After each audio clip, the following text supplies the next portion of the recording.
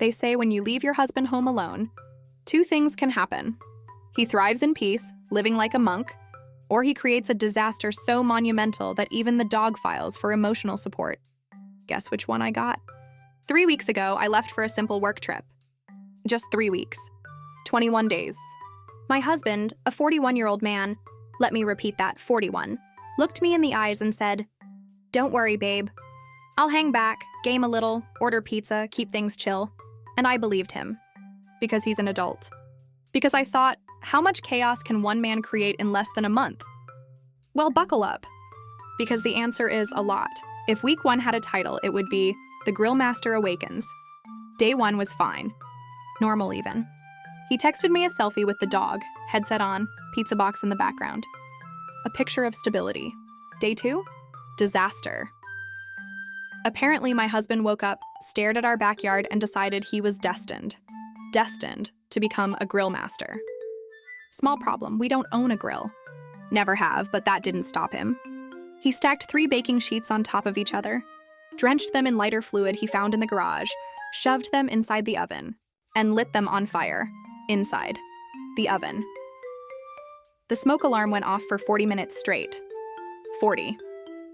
The neighbors texted asking if we were hosting a smoky barbecue event. Meanwhile, the dog was hiding under the couch like a war refugee. When I asked him later, "Why on earth would you do that?" his response was, "I was inventing a vertical grill.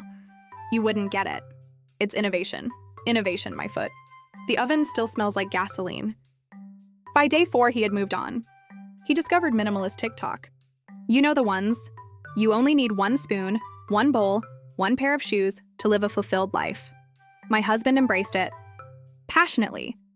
He took a trash bag and threw away almost every dish we own. Gone. Plates, mugs, forks, pans, trash. His logic? 2 humans, 2 bowls. That's all we need. And which bowls did he keep? Not our cereal bowls, not our pasta plates. No. He kept the giant salad bowl, the dog's water dish, that was it. He proudly pointed at them like some caveman who just invented fire. By day 6, cooking was too much work. So he bulk ordered 20 frozen burritos. His logic? It's efficient. Meal planning, babe. So for breakfast, lunch, and dinner, burritos. By week 2, he got lazy with microwaving them. He started eating them partially frozen. When asked why, he said, "It's basically a cold wrap. Saves electricity. Also, builds character." The dog started leaving the room every time he opened a burrito. By the end of week 1, laundry was a foreign concept. He rotated between 2 pairs of basketball shorts until they fused into something between denim and cardboard. His logic? If you don't wash them, they don't shrink. Science. By then, even the dog growled when he sat down. If week 1 was bad, week 2 was worse. Because this was the week my husband truly embraced chaos. Day 8. He ordered a recorder off Amazon. A plastic recorder. His reason? Mozart slapped. I walked in on a video call with him, shirtless, burrito in one hand, recorder in the other, blasting what I can only describe as dying duck noises. The living room reeked of burnt plastic and ranch dressing. He told me, "I'm channeling my inner genius." You don't understand. No, sir. I understand perfectly.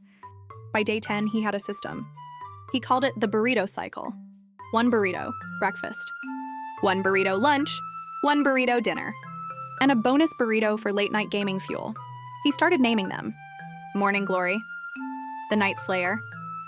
Crunch Wrap of Destiny. By day 12, he whispered to me over the phone, "I am the burrito." The dog moved permanently into the bathtub. Day 13.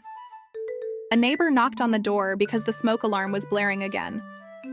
My husband opened the door shirtless, recorder in his mouth, ranch bottle in his hand, and said, "Welcome to my concert." The neighbor hasn't spoken to us since. By week 3, my house wasn't a home. It was a sitcom set on fire.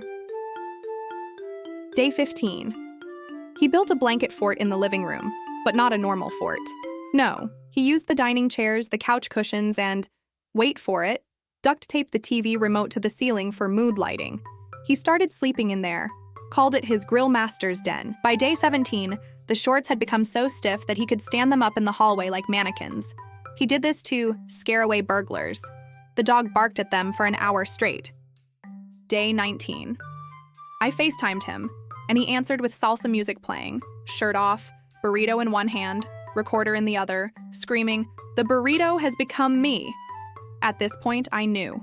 If I didn't come home soon, my husband would merge with the furniture. And then finally, day 21, I came home.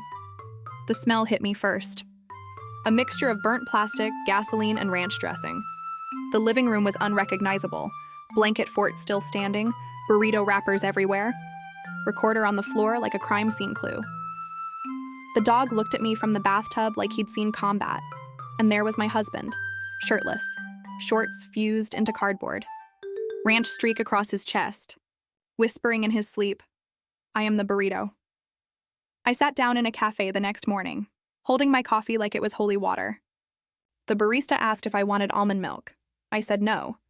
My house had already become nut-based chaos. So that's how I left my husband alone for 3 weeks and returned to find an oven that smells like gasoline, a kitchen with only a salad bowl and a dog dish, a man convinced he's a burrito, and a dog who might never emotionally recover. And me? I'm just hoping my next work trip comes with hazard pay.